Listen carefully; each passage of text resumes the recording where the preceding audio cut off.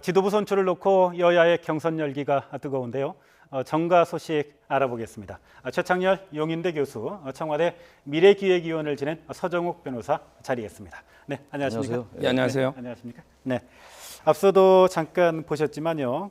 새누리당은 나경원 의원과 김재경 의원이 손을 잡았고요.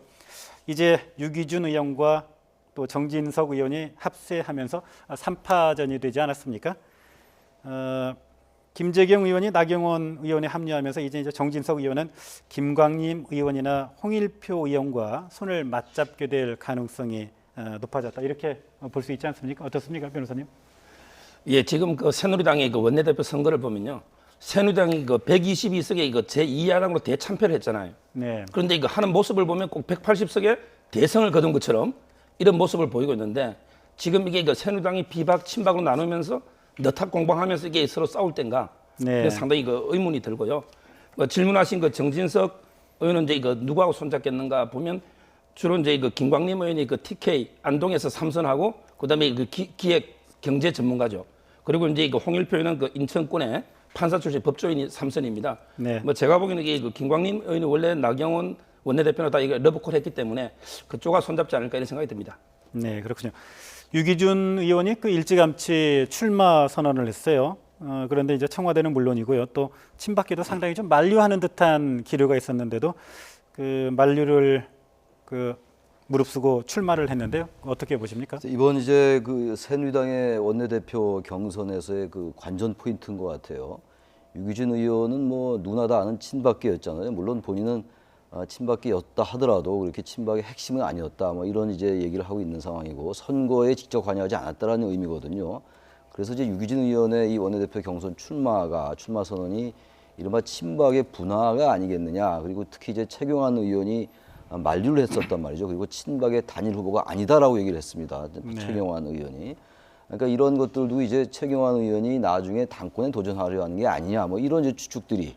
그러니까 네. 당권과 이제 원내대표는 달라야 되니까 이제 언론에 보도가 되고 있는 상황인데 아무튼 유기준 의원이 끝까지 이제 경선을 포기하지 않는다면은 저는 끝까지 가지 않을 가능성도 좀 있다고 봐요. 친박 내에서 워낙 그런 얘기가 많이 나오고 지금 우리 서 변호사님 말씀처럼 지나치게 지금 친박이 오히려 역설적으로 나서는 것 같이 보이잖아요. 개파 네. 탈개파 선언했다고 합니다만 이 탈개파라는 것이 말 한마디 선언한다고 되는 게 아니지 않습니까? 그런 걸로 볼 때 끝까지 완주할 좀 봐야지 알겠으나 어찌 됐든 간에 친박계는 점점 이제 분화할 것이다라는 생각이 들고 이제 현재의 권력보다 미래 권력에 또 촉각을 세우는 그런 쪽으로 갈 가능성이 많기 때문에 이번 네. 새누리당 경선은 그런 관점에서 볼 필요가 있다고 생각이 듭니다. 네. 서두에 우리 서 변호사님이 지금 새누리당이 122석의 2당이 아니라 180석 이상의 엄청난 거대 여당의 모습을 보이고 있다 이런 말씀을 해주셨는데요. 친박계 분화 확실하게 이제 시작이 됐다 이렇게 보시는 건가요? 예, 그렇죠. 이게 친박계 분화는 오래전부터 됐고요. 왜냐하면 이게 김무성, 유승민 이런 분들도 옛날에 친박이었잖아요. 그러니까 항상 이게 정치에는 영원한 적도 동지도 없고 네. 영원한 이게 이익밖에 없는 거죠. 따라서 이게 분화는 이미 오래전부터 시작됐고 유기준 의원도 그런 차원에서 탈박 그런 모습이 보이고요. 그리고 이제 제가 말하는 거는 항상 이게 비상 상황 아닙니까? 네. 이런 이제 비상 상황에서는 비상한 방법으로 비상한 인물을 뽑아야 돼요. 무슨 말이냐면 이게 서로 친박 비박 싸우는 게 아니고 네. 정말 이게 국민들한테 그런 모습을 보일 게 아니고 합의 추대 오히려 국민의당처럼 정말 이게 내부 토론 난상 토론 열심히 하더라도 정말 국민들한테는 서로 협의하는 따라서 이게 그런 모습을 보이는 게 맞지 않나 이런 생각이 듭니다. 유기준 의원이 친박계로 분류가 된다면 정진석 의원과 나경원 의원은 어떻게 분류할 수 있을까요? 나경원 의원은 친박에 속하지는 않죠. 분류 자체가. 그리고 정진석 의원도 친박으로 분류하지는 않지만 네. 정진석 의원이 비교적 친박들과 좀 비교적 정서적으로 잘 통한다라는 얘기들은 합니다. 네. 현재 그런 것들이 이 두 사람에게는 결정적으로 중요한 것 같지는 않고 말이죠. 친박 말씀하셨으니까 생각나는 게 이 친박이 형성된 게 거의 2006년도쯤이라고 우리가 보거든요. 2007년도에 이제 이명박 당시 후보와 경선을 했잖아요. 박근혜 네. 후보하고 그 전부터 이제 친박이라는 세력이 형성이 됐는데 10년 딱 됐습니다. 지금 10년 돼서 지금 말씀처럼 이 권력의 무상함 같은 게 딱 느껴지는데 화무 11홍이라고 할까 어느 권력이나 다 권력의 속성 아니겠어요. 그런데 선거 끝난 지 불과 2주 정도 됐는데 네. 선거 직전만 해도 진박 마케팅이니 진박에 속하려 하고 막 이런 것들이 그렇게 눈에 보이다가 이렇게 선거에 패배한 이후에 그렇게 정말 위세가 당당하던 이런 친박 세력이 분화 얘기 나오고 네. 청와대도 불편해하고 말이죠. 청와대가 오히려 친박을 부정하는 듯한, 그러니까 친박과 청와대가 서로 선제적으로 친박의 탈개파를 선언하는 것을 보면서 네. 우리 한국 대통령제의 숙명 같기도 하고 말이죠. 임기 말에 항상 네. 내임덕 같은 현상이 오잖아요. 현재 그래서 이러한 현상들은 점점 가속화될 가능성이 크다. 근데 이러한 현상들은요, 꼭 새누리뿐만이 아니라 더민주나 전 국민의당도 마찬가지라고 생각을 합니다. 예. 네. 일단 뭐 친박계로 분류가 되는 유기준 의원이 그 출마하면서요. 새누리당 원내대표 경선은 일단 뭐 친박과 비박의 구도가 되지 않았습니까? 서 변호사님 혹시 그 지금 뭐 초반이기 때문에요. 이게 또 뭐 전망을 말하기는 좀 굉장히 좀 어려운 점이 있습니다만 우리 서 변호사님이 보시기에는 어떻습니까? 예, 이번에 그 새누리당 원내대표는 그 사통 네 가지 저는 이게 소통이 네 군데하고 소통이 중요하다 보는데요. 네. 첫째는 이제 그 가장 중요한 건 물론 국민과 소통, 민심. 그리고 두 번째는 이제 그 당의 개파를 아우르는 당심과 소통해야 되고, 세 번째는 이제 그 청와대하고도 소통이 어느 정도 돼야 됩니다. 여당이기 때문에 네. 청심. 마지막에 이게 그 야당과 소통이 돼야 됩니다. 저는 이게 네 군데와 소통을 잘 할 수 있는 분. 그렇다면 이게 그 친박계 유기준 후보는 아니고요. 네. 왜냐하면 이게 그거는 개파색도 강하고 그렇기 때문에 따라서 이게 그 나경원 의원이나 정진석 이런 분들이 이제 그 유력할 거라고 보는데, 더 본다면 이게 그 나경원 의원은 아마 청와대하고 소통해서 약간 좀 문제가 있지 않을까. 그렇다면 이게 저 개인적으로는 정진석 후보가 무난하지 않을까. 뭐 이기고 저기를 떠나서 제 개인적으로는 그렇게 봅니다. 네. 나경원 우리, 의원은 서 변호사님의 예. 전망 희망 섞인 전망인 것 같은데요. 과연 그 새누리당 내에서 어떤 선택을 할지 일단은 뭐 그 지켜봐야 할 일인데요. 우리 글쎄요, 최 나경원 교수님 생각은요? 의원은 이제 사선이고, 뭐 정진석 의원도 이제 당선자죠. 네. 정진석 당선자도 사선이 됐는데, 나경원 의원은 일단 서울의 사선이잖아요. 예. 이번에 서울이나 수도권에서 아주 참패했잖아요, 새누리당이. 그래서 아마 나경원 의원이 그런 점에서는 상당한 이 좀 유리한 점을 가지고 경선에 임하게 될 것 같아요. 네. 서울의 사선이라는 점. 게다가 네. 뭐 정진석 당선자도 마찬가지긴 합니다만, 나 의원이 뭐 상당히 인지도가 높잖아요. 동작에서 이제 연이어 당선됐으니까 지난 네. 재보궐선거에 이어서 그런 점이 유리할 것 같고, 그리고 지금 정진석 당선자는 이제 수평적 당청 관계를 얘기를 하고 있어요. 사실 수평적 네. 당청 관계는 김무성 전 대표가 당대표가 되면서 했던 얘기였는데, 뭐 전혀 그 이후로 네. 수평적이지 않았죠. 당청 관계가 아주 수직적이고, 바로 그 결과가 사실 이번 총선에 새누리당의 참패로 나타나는 면도 네. 있는데, 아무튼 정진석 의원은 당선자는 지금 뭐 수평적 당청 관계를 강조하고 있고 한 상황이라서 두 사람이 누가 유리하다고는 아직은 잘 모를 것 같아요. 왜냐하면 특히 초선이 많잖아요. 또 이번에 네. 뭐 친박이 많이 이제 진입을 했다고 합니다만, 이미 친박이라는 그 계파 자체가 의미가 점점 희석된 상황이기 때문에 초선 의원이 많은 데다가 지금 그런 서로가 장단점을 다 가지고 있어요. 예. 충청이라는 또 유리한 점은 또 정진석 당선인은 가지고 있는 거고, 예. 이 둘 중을 어느 게 택할 것인가가 이 선거의 관건이 될 것 같습니다. 예. 그래도 말씀을 들어보면 서정욱 변호사님은 좀 정진석 의원에게 좀 강점이 있지 않느냐 현재 상황에서는 그렇게 좀 말씀을 해주신 것 같고요. 또 우리 최 교수님은 나경원 의원이 이제 서울의 사선 의원이기 때문에 서울에서 새누리당이 전반적으로 고전한 가운데 그래도 사선에 성공한 중진이기 때문에 그래도 좀 어느 정도 강점이 있지 않느냐 이렇게 좀 말씀을 하신 정진석 것 같아요. 당선자도 이제 정무수석을 했으니까 이명박 예. 정부 때 그런 것도 뭐 상당히 강점이 될 수 있겠죠. 그런데 어쨌든 친박하고 가까운 게 오히려 선거에 좀 불리하게 작용할 가능성도 있다라는 말씀을 드리는 겁니다, 제가. 네, 그렇군요.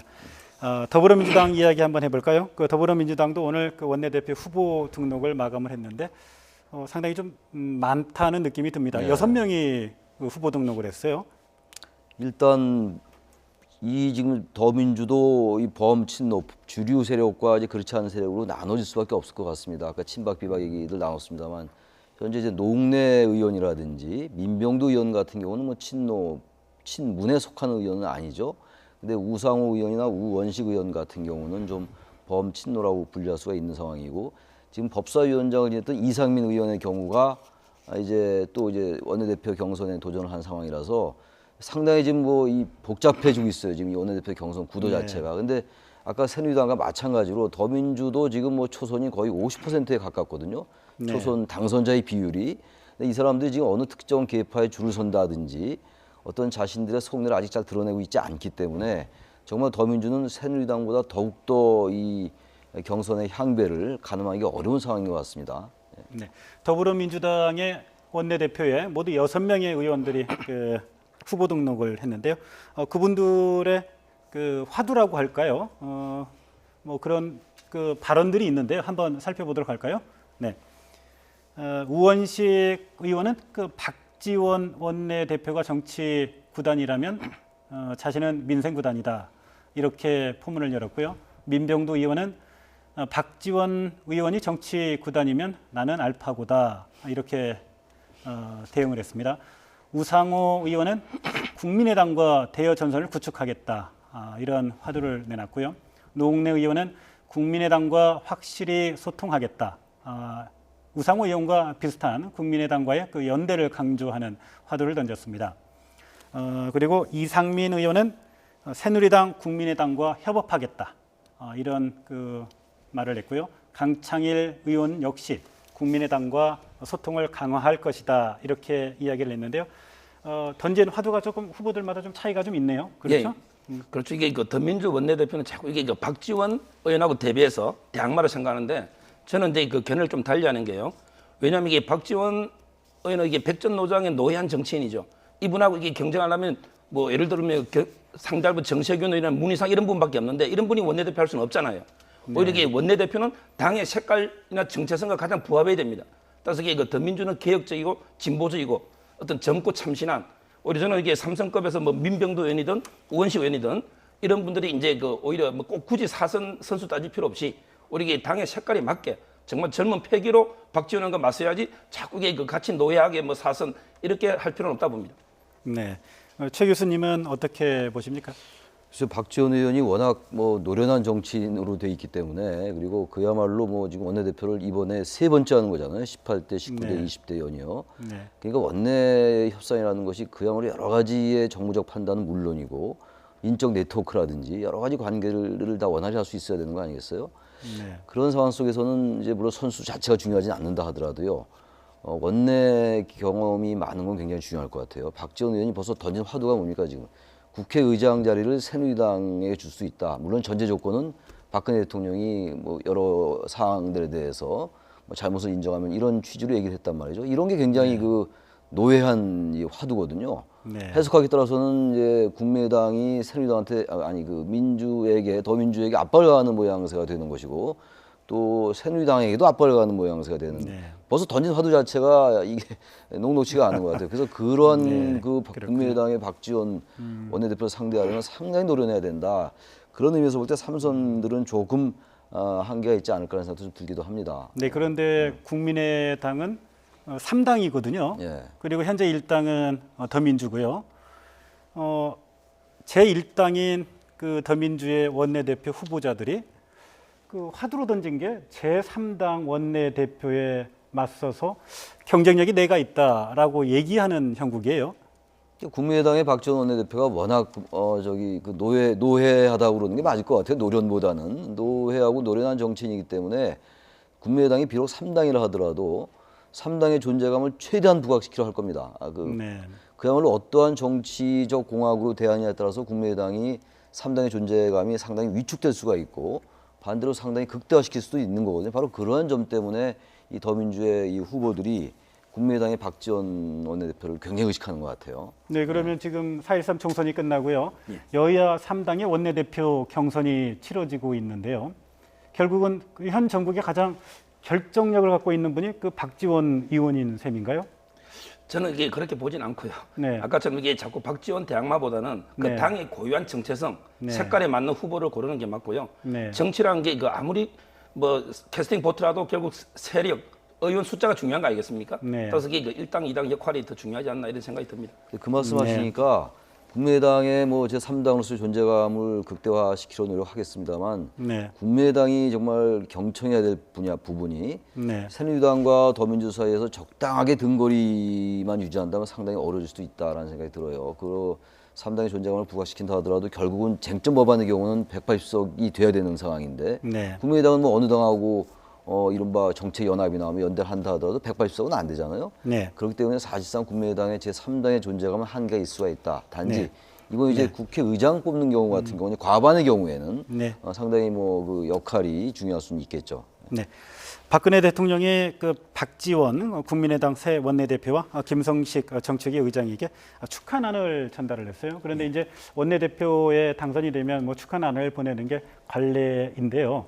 정책위 의장에게 보낸 건 이례적이라고 하네요. 그 옛날에 그 정관 정료에도 보면 그 천하는 홀로 다스릴 수 없다 이런 말이 있습니다. 네. 결국 이게 옛날에는 왕이 신하와 협치를 했고 네. 지금 이게 대통령도 야당과 협치 이게 당연히 중요하니까 저는 난을 뭐 보내는 하나의 그 상징적이지만 그 협치가 중요하다는 걸 말씀드리고요. 그리고 이제 그 박근혜 대통령 지지율을 보면 정말 이게 그 부정평가의 원인에 보면 꼭 1, 2등 오는 게 독단, 독선, 그다음에 그 소통 부재 이런 게 들고 있지 않습니까? 네. 그래서 이게 앞으로 이제 그런 변화가 필요하지 않을까 이렇게 생각합니다. 네, 뭐 지지율 그 이야기가 나왔으니까요. 그 갤럽의 여론조사 그 지난주에 나온 게 있는데요. 한번 잠깐 봤으면 하는데요. 박근혜 대통령의 지지율이 30%를 기록을 했다고 그래요. 그 현 정부 출범 이후에 최저점으로 이렇게 평가가 되는데요. 그 우리 최 교수님은 어떻게 일단 뭐 보셨습니까? 총선에서 참패한 것과 연관시켜 봐야 되겠죠. 그리고 지금 뭐 말씀처럼 대통령의 국정 운영 스타일이라든지 이런 것들에 대한 그 국민들의 평가가 아주 안 좋은 거라고 봐야 됩니다. 지금 그리고 최근에 이제 대통령께서 박근혜 대통령이 그 언론사 그 편집국장, 보도국장들과 식사를 했었잖아요. 네. 거기서도 역시 일반적인 평가는 상당히 소통하겠다, 협력하겠다라는 말씀을 했습니다만 이 선거의 패배 원인이 일반 여론과는 조금 거리가 있는 것이 아닌가 이런 것과도 연관이 있어서 네. 여전히 국정 운영 그렇군요. 지지가 상당히 낮은 게 아닌가 이렇게 보여집니다. 차기 대선 주자 그 선호도 조사도 있었는데요. 안철수 대표가 1위로 올라섰어요. 자, 예. 어떻게 한마디로 하면 이게 그 반사 이익 측면이 강하다. 왜냐하면 이게 새누리당의 잠룡들에게 전멸했고요. 야당도 이게 그 김종인 문재인 대표 싸움 과정에서 반사 이익을 좀 누린 게 아닌가 생각이 들고요. 네. 왜냐하면 이게 옛날에도 화무 11원 건불 10년처럼 이게 여론조사 이것도 숫자도 아주 변화무쌍하거든요. 왜냐하면 이게 안철수 의원 자신이 옛날에 여론조사 아주 높을 때부터 낮을 때까지 정말 이게 그 숫자의 불가능을 뼈저리게 느끼지 않은가 이런 생각이 들고 이번에 1위 오른 건 앞으로 좀 더 잘하라는 우리 이게 채찍으로 받아들여야 되지 않을까 이렇게 생각합니다. 네. 19대 국회도 이제 한 달 정도밖에 남지 않았는데요. 그 민생을 최우선으로 하겠다는 여야의 다짐이 좀 무색한 상황이다. 이런 그 평가들이 나오고 있는데요. 19대 국회에서 발의된 법안이 10,000개 정도 된다고 하는데요. 이게 뭐 상당 부분이 이제 자동 폐기될 운명이라고 하지 않습니까? 참 이거 어떻게 여러 원인이 봐야 있을 할까요? 거예요. 뭐 이제 대체로 뭐 국회 선진화법 때문에 식물국회가 많이 됐다는 평가도 있습니다만 그것만이 전 본질적인 원인이라고 보지는 않고 의원 입법이 굉장히 많이 활발해졌어요. 지금 과거에는 행정부 입법이 거의 많았는데 의원 입법이 활발해지고 의원 입법이 또 공천에도 반영되고 이러다 보니까 어떤 면에서 볼 때는 다른 여러 요인이 있겠습니다만 의원 입법의 내용이나 어떤 법안의 어떤 그 수준 같은 것도 상당히 떨어진 것도 많이 있어요. 그러다 보니까 법안의 그 제출은 굉장히 많은데 잘 통과 안 되는 면도 있는 것 같아요. 그래서 모든 걸 자꾸 이 국회 선진화법 때문에 이 19대 국회가 법안 제출 성적이 낮다라고 보는 것은 저는 그 본질적인 원인은 아니라고 저는 생각합니다. 네. 그런데 지난번 총선 과정에서요, 그 국회 선진화법을 그 폐기할 것인지 그 부분을 두고 이제 여야 간에 상당히 뭐 논란이 있지 않았습니까? 그런데 이제 선거가 끝나고 나니까 그 부분에 대해서는 사실 좀 그 논란이 쏙 들어갔어요. 예, 그렇죠. 이게 그 인생도 그렇지만 정치도 이게 그 세옹지마죠. 왜냐하면 이게 옛날에는 새누리당이 과반이니까 선진화법 개정을 강하게 주장하다가 지금 이게 오히려 새누리당이 그걸 선진화법이 있어야만 막을 수 있는 야당의 독주를 이것도 이게 그 약간 세옹지마적인 측면이 있는데 그렇다고 해서 이게 그 말을 바꾸는 것은 그건 이게 국민에 대한 도리가 아니고요. 어차피 이게 선진화법은 제 개인적으로는 다수결의 원리에 반하기 때문에 뭐 헌재에서 헌법 불합치 결정하든지 아니면 이게 국회 스스로 개정하는 게 맞지 않나 이렇게 생각합니다. 일단 헌재 계류가 돼 있기 때문에요. 헌재 결정 여부에 따라서 선진화법의 운명이 뭐 또 일단 뭐 큰 전기를 그 맞게 되겠죠. 예, 5월 중에 아마 결론이 날 거로 권한쟁의 심판으로 가 있죠. 법주인이시니까요. 그 헌재가 어떤 결론을 내릴 것으로 이렇게 전망하십니까? 저는 이게 그 약간 변형 결정, 뭐 단순 위헌 결정을 못 하더라도 약간 이게 그 헌법 불합치 내지 입법 촉구하는 약간 이게 그 변형 결정은 충분히 가능하지 않을까 생각합니다. 네, 그 법안 이야기가 나왔으니까요. 그 마지막으로 19대 국회에서 여야가 이제 중점적으로 처리하겠다라는 법안들이 있었는데요. 그 서로가 이제 처리하지 못해서 굉장히 아쉽다고 생각하는 법안들이 좀 있습니다. 그 내용들 좀 간단하게 좀 정리를 했으면 하는데요. 그걸 뭐 짧은 시간에 다 정리할 수 없을 것 같고 네. 일단 여건이 얘기하고 있는 게 경제 활성화 법안들, 이제 특히 이제 서비스 산업발전 기본법 이 법안은 기본적으로는 야당도 동의를 하는데 거기 이제 의료 법인을 영리화할까봐 의료 법인의 영리화 문제가 걸려 있거든요.